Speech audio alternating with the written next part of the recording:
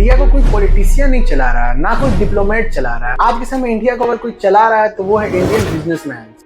जी हाँ, आपने सही सुना। अकॉर्डिंग टू स्टैटिस्टिका ईयर 2021 में MSME मतलब माइक्रो स्मॉल मीडियम एंटरप्राइजेस का टोटल कंट्रीब्यूशन इंडियन जीडीपी में करीब 26.30% और वही 2020 में 30%। और अगर टैक्स की बात करें तो इंडियन गवर्नमेंट ने 2023-24 में करीब 19.58 लाख करोड़ टैक्स लिया है और इसमें से 11.32 लाख करोड़ टैक्सेस कॉर्पोरेट्स के हैं, यानी कि छोटे बड़े बिजनेसेस। आज के समय अगर गौर से देखा जाए तो कहीं ना कहीं यही छोटे बड़े बिजनेस इंडिया की आधी जीडीपी को चला रहे हैं। पर क्या आपको एक शॉकिंग बात पता है? हो सकता है कि ये 1/4 जीडीपी कोलैप्स कर जाए। आखिर क्या होगा इंडियन बिजनेसमैन अपना बिजनेस इंडिया में छोड़कर बाहर में एस्टेब्लिश कर, और यही कॉर्पोरेट टैक्स वो इंडिया में नहीं बल्कि इंडिया के बाहर भरे। हाँ, मैं मजाक नहीं कर रहा, आई एम डैम सीरियस। इतना टैक्स लेने के बाद भी ये टैक्सेस इंडियन गवर्नमेंट के लिए सफिशिएंट नहीं। इंडियन गवर्नमेंट टैक्स इंक्रीज करते जा रही है। ऐसे बढ़ते टैक्सेशन को देखते हुए कई बिजनेसमैन इंडिया छोड़ सकते हैं, ऐसे न्यूज आ रहे हैं। क्या होगा अगर ये सारे बिजनेसमैन इंडिया छोड़ दे और बाहर शिफ्ट हो जाए? क्या इंडियन जीडीपी पर इसका फर्क पड़ेगा? क्या इंडिया थर्ड लार्जेस्ट जीडीपी पर बरकरार रहेगी? Singapore will be co-funding and nurturing deep tech climate startups to access a global network of industry partners, mentors, experts. These are paid off. When you put in a certain amount of money as an investment in real estate or any other business,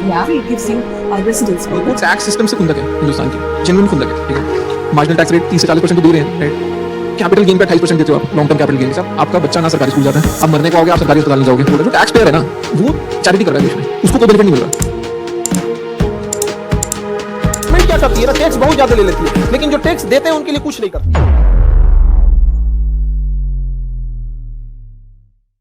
2022 में एक report publish होती है, the हेलने private wealth migration report. उस report ने यह claim किया था कि 2023 में करीब 6500 मिलियनियर्स इंडिया छोड़ सकते हैं। वही 2022 में 8000 मिलियनियर्स ने इंडिया छोड़ भी चुका है। इंडिया बस थोड़ा सा ही पीछे चाइना से in terms of Millionaire migration. China में करीब 2022 में 10,000 मिलियनियर्स ने माइग्रेट किया और सबसे ज्यादा माइग्रेशन तो हम रशिया में देख सकते हैं, करीब 15,000। रशिया में माइग्रेशन होने का मेन रीजन तो हम पॉलिटिकल डिसबैलेंस भी कह सकते हैं, पर आखिर इंडिया में क्या रीजन है? इसी बात को लेकर वायर ने एक इकोनॉमिस्ट प्रोफेसर से बात, तो उन्होंने इंडिया में माइग्रेशन का वजह पॉलिटिकल, सोशल और इकोनॉमिकल बताया। उन्होंने ये बताया कि सिर्फ मिलेनियर ही नहीं, वर्किंग क्लास भी देश छोड़ और बाहर जाना चाहते हैं बेटर लाइफस्टाइल और बेटर जॉब के लिए। According to ministry of home affair 2021 में करीब 1.63 लाख लोगों ने देश छोड़ा और वो यूएस शिफ्ट हुए। 3 सालों में इंडिया में करीब 3.9 लाख लोग माइग्रेट हो चुके हैं और कई लोग माइग्रेट होना चाहते हैं। According to some reports, India में माइग्रेशन का मेन कारण हम कह सकते हैं स्टैंडर्ड ऑफ लिविंग। जिस हिसाब से लोग टैक्स भर रहे हैं उस हिसाब से इंडिया में स्टैंडर्ड ऑफ लिविंग उन्हें नहीं मिल रही। आज के समय government school, government hospital, road infrastructure की क्या हालत है ये मुझे बताने की जरूरत। अगर दूसरे एंगल से देखें तो हमें ये पता चलता है कि कई लोग दूसरे देश के सिटीजनशिप भी लेना चाहते हैं, जैसे सिंगापुर, दुबई,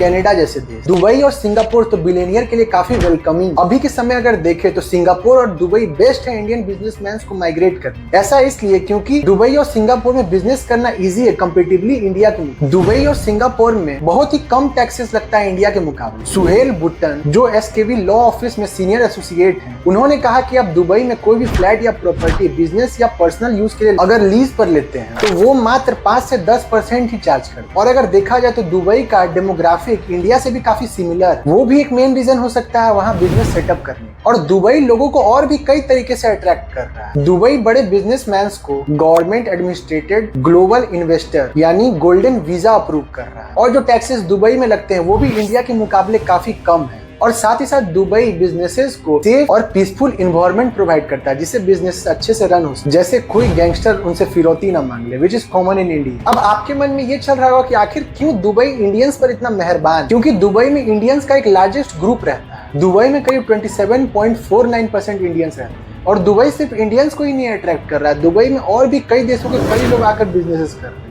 और अब आप ये सोच रहे हो कि इंडिया में बाहर के लोगों को भगाया जाता है और वही दुबई में अट्रैक्ट किया जा रहा है। ऐसा क्योंकि इंडिया में ज्यादातर माइग्रेंट्स बिजनेसमैन नहीं हो बल्कि वो इलीगल तरीके से इंडिया में आ जाते हैं और कई तो ISIS के एजेंट भी हो। तो इसलिए मैंने बता दिया किसी के मन में ये ना आए कि इंडिया ऐसा क्यों नहीं करता। अगर इसके डेप्थ में जाए कि इंडिया ऐसा क्यों नहीं करता, इस पे एक नया वीडियो भी बने। और इंडिया जो करता है वो अपने हित के हिसाब से सही करता है। And back to the topic, और दुबई अलग अलग देशों के बिजनेसमैन को अपने देश में इसलिए बुला रहा है क्योंकि दुबई जानता है कि वो लोग आएंगे तो अकेले अकेले नहीं आएंगे, साथ में वो लोग इन्वेस्टमेंट्स लाएंगे, बिजनेस करेंगे तो टैक्स भी देंगे। मतलब दोनों के लिए देखा जाए तो विन विन सिचुएशन। और अगर मेरी वीडियो कोई बिलियनियर या फिर मिलियनियर देख रहे हैं तो दुबई जाने के लिए गोल्डन वीजा कैसे अप्लाई होता है, इसका लिंक मैं डिस्क्रिप्शन में डाल दूंगा, आप जाके देख सकते। India's ultra high net worth individuals, जिसे हम UHNWI भी कहते हैं, जिनकी नेटवर्थ करीब 30 मिलियन USD से ऊपर है, उनकी माइग्रेशन दुबई में आने वाले 5 सालों में करीब 58.4% से बढ़ सकती है। ये कहना है नाइट फ्रैंक का। इसका मतलब आने वाले समय में दुबई पूरे दुनिया का बिजनेस हब होने वाला है। मीसा ग्लेनी, जो एक अवार्ड विनिंग जर्नलिस्ट और farmer BBC central Europe correspondent है, उनका कहना है कि UAE काफी समय से HNWIs का फेवरेट डेस्टिनेशन पूरे वर्ल्ड में। इसका मेन रीजन हम कह सकते हैं zero taxation, better infrastructure, low level of street crime, affordable living, increasing cultural attraction, जैसे लोवरे इन अबू धाबी। और दुबई में जो बुक फेस्टिवल होता है वो पूरी दुनिया का सबसे बड़ा बुक फेस्टिवल में से आता है, जिसे अटेंड करने कई टॉप सेलिंग ऑथर्स आते हैं। और दुबई तो वैसे भी लोगों को फैसिनेट करता है क्योंकि Dubai one of the best tourist attraction में से आता है। फॉर एग्जांपल दुबई में काफी लोग स्कूबा डाइविंग करने जाते हैं। स्कूबा डाइविंग ही नहीं, और भी कई वर्ल्ड क्लास एक्सपीरियंस लेने लोग दुबई में जाते हैं। ये भी एक रीजन हो सकता है लोगों को दुबई शिफ्ट होने। और अगर बात करें सिंगापुर की, तो सिंगापुर भी कहीं पीछे नहीं है। सिंगापुर को पूरे एशिया का सिलिकॉन वैली कहा जाता है। अगर आपके पास आइडिया है और आप अपना स्टार्टअप करना चाहते हैं तो Singapore one of the best जगह। अभी के समय largest number of tech enterprises Singapore move कर चुके हैं बिजनेसेस के लिए। इंडिया में अगर आपको स्टार्टअप करना है तो स्टार्टअप पे करीब 15 से 20% टैक्स इम्पोज होता है, वहीं सिंगापुर में 0% टैक्स इम्पोज होता है। वहीं सिंगापुर का पॉलिटिकल सिस्टम भी काफी अच्छा है, जो एक सेफ इन्वायरमेंट प्रोवाइड करता है स्टार्टअप्स और बिजनेस के लिए। लेविएबल गुड्स में इंडिया में करीब 5 से 28% तक टैक्स लगता है, वहीं सिंगापुर में करीब 7%, जो कि फिक्स्ड है। सिंगापुर में और सब बिजनेस हब्स के जैसे ही पॉलिटिकल स्टेबिलिटी है। अगर ज्योग्राफिकल लोकेशन के हिसाब से देखें तो भी ये बहुत ही बेटर ऑप्शन हो सकता है, क्योंकि यहाँ आके आपको इजीली सिंगापुर के इमर्जिंग मार्केट का एक्सेस मिल जाता है। वहीं सिंगापुर के इंफ्रास्ट्रक्चर भी काफी अच्छे, जो कि माइग्रेंट बिजनेसमैन को अच्छी लाइफस्टाइल प्रोवाइड करते हैं। सिंगापुर, स्विट्जरलैंड और UAE ने पूरे दुनिया में बिजनेस के पर्सपेक्टिव से एक अलग ही रेपुटेशन बना लिया है। इन देशों को तो सेफ हेवन कहा जाता है, जो कि सिर्फ एक अच्छी लाइफस्टाइल नहीं प्रोवाइड करते हैं, बल्कि वो लोग अपने वेल्थ को भी प्रिजर्व करते हैं।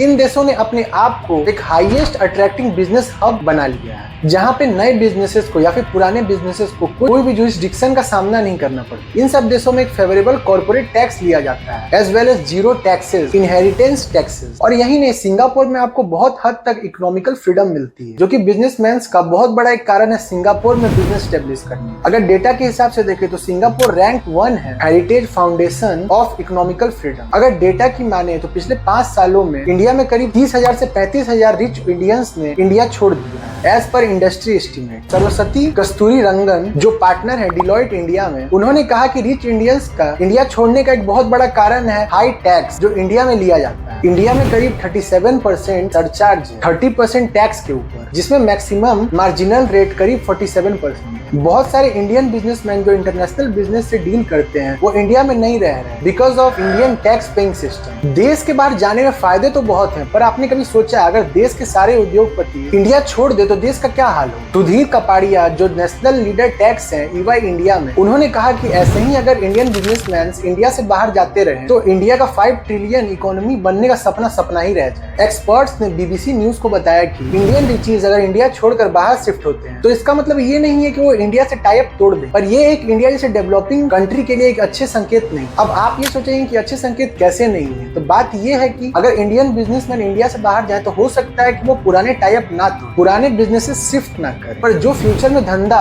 वो बिजनेसमैन इंडिया में करने वाले थे वो धंधा वो हो सकता है बाहर। तो इससे टैक्सेस वो इंडिया में नहीं बल्कि इंडिया के बाहर भरेंगे, और डेवलपमेंट भी इंडिया का नहीं बल्कि बाहर देश का। तो इसमें तो नुकसान साफ साफ इंडिया का ही। अब देखिए, इंडिया में अगर डेवलपमेंट चाहिए तो इंडिया में बिजनेसेस भी चाहिए, और बिजनेसेस लाएंगे कौन? बिजनेसमैन। तो अब ये तो क्लियर हो गया कि businessman are one of the pillar of Indian GDP। अगर ये देश छोड़ दे तो इससे हमारी GDP पर भी काफी इंपैक्ट आएगा, जिससे नुकसान भी हमारा ही। तो अगर मेरे पर्सपेक्टिव से देखें तो मैं तो यही कहूंगा कि इंडियन गवर्नमेंट कुछ ऐसे रूल और रेगुलेशन बनाए जिससे लोग इंडिया को भी टैक्स हेवन कहे। इंडिया से लोग जाए नहीं बल्कि इंडिया में लोग इन्वेस्टमेंट लाए। और लास्ट में मैं यही कहूंगा कि changing some rules can also changes our GDP। और कमेंट में जरूर बताएं कि अगर आपको इंडिया से बाहर जाने की अपॉर्चुनिटी मिले तो क्या आप इंडिया छोड़कर बाहर जाएंगे? धन्यवाद।